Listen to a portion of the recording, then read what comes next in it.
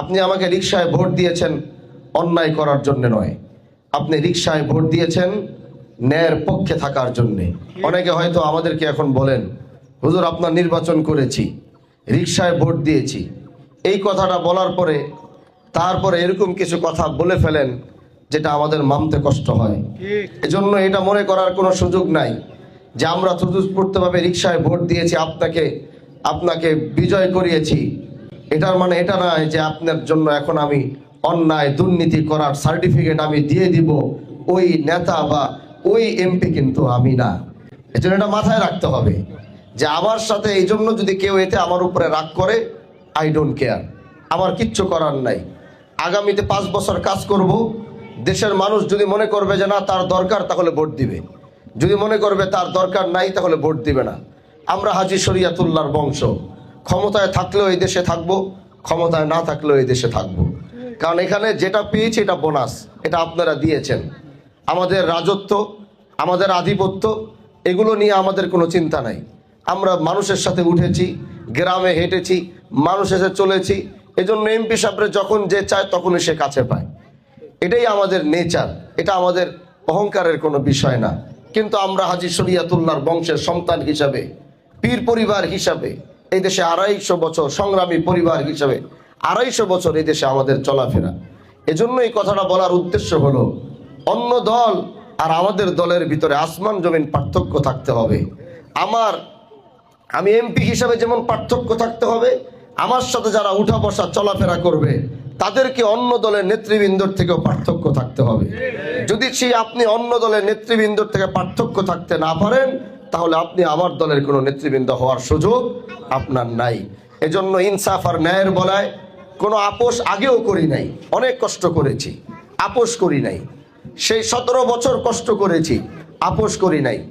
এখনো আল্লাহ সময় দিয়েছে, আশেপাশ থেকে কত কিছুর অফার আসছে, আপোষ করার কোনো সুযোগ নাই। কারণ ফুলের মালা দিয়ে এবার এই দেশের মানুষ আমাদেরকে যেভাবে বরণ করেছে, সারা জীবন তারা যেন আমাদেরকে ফুলের মালা দিয়ে বরণ করে রাখতে পারে, আমরা সেইভাবেই কাজ করতে চাই।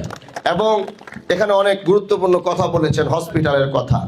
গতকালকে আমাদের এক আলোচনা হয়েছে একটা মিটিংয়ে, সেখানে আমরা আলোচনা করেছি যে ইনশাআল্লাহ আমি আমার সর্বোচ্চ চেষ্টা দিয়ে বাংলাদেশের 1-2-3 মধ্যে এমন কিছু আমি এই শিবচরে করার চেষ্টা করব যেটা বাংলাদেশের একটা নজির স্থাপন হয়ে থাকবে।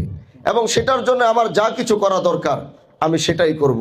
সেটা অনেক হায়ার এডুকেটেড ইউনিভার্সিটি হতে পারে, সেটা হসপিটাল হতে পারে, সেটা এমন কিছু হবে যেটা ভারতবর্ষের ভিতরে অন্যতম একটা শ্রেষ্ঠ প্রতিষ্ঠান থাকবে। এটা আমার চাওয়া।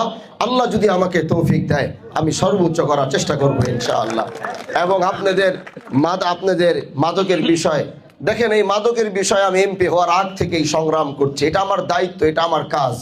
যেমন বলা আপনার দায়িত্ব, এটার বিরুদ্ধে সংগ্রাম করা আমার দায়িত্ব, এটা আমি করবই। কিন্তু এতটুকু বলে যাই, যারা এখনো এটার সাথে জড়িত আছে তাদেরকে বলে দিয়েন, আগে পরে ধরলে ছাড় পাইছে, এবার ধরলে কিন্তু আর কোনো ছাড় হবে না, এমন শাস্তি হবে। আমি বলে দিচ্ছি, এটা মনে রাখেন। যারা মাদকের সাথে, আমার নির্বাচন হওয়ার পরে যারা মাদক কারবারি ছেড়ে দিছে আলহামদুলিল্লাহ, দরকার হলে তাদের কর্ম ব্যবস্থা করে দিব।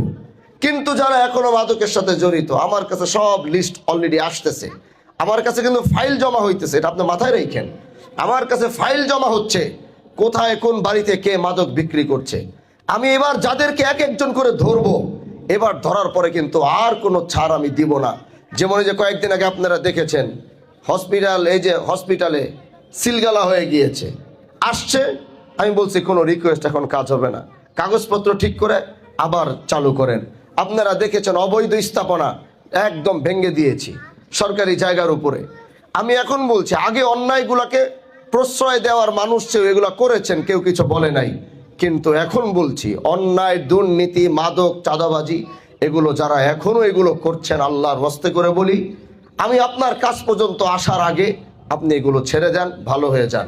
যদি আপনার সমস্যা হয়, কর্মব্যবস্থার সমস্যা হয়, মাদক বিক্রি করে যদি সংসার চালাইতে হয় আমাদেরকে জানান। আমরা চেষ্টা করি যেন আপনার মাদক বিক্রি করে যেন সংসার চালাইতে যদি হয়, আমরা আপনাকে এমন কোনো কাজের একটা সন্ধান দিই, ছোট একটা চাকরির ব্যবস্থা করে দিই। কিন্তু তারপরও অপরাধের সাথে কেউ জড়িত থাকলে সেটার ছাড় কিন্তু হবে না।